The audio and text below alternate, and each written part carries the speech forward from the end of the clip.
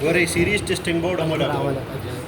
اول نمبر تاسو دا کنسیډر که درې واړه کلرونه یو شان دي. فار ایگزامپل درې واړه کلرونه یو شان دي، پته نه لګي چې سټارټینګ کم یو دی، رننګ کم یو دی، کامن کم یو دی.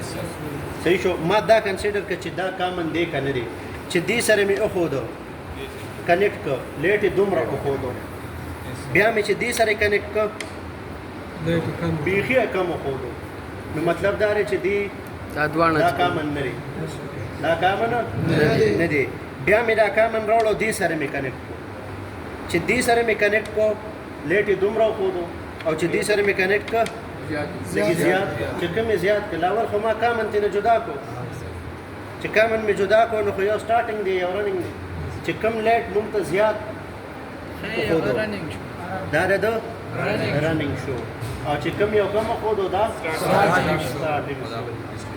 بس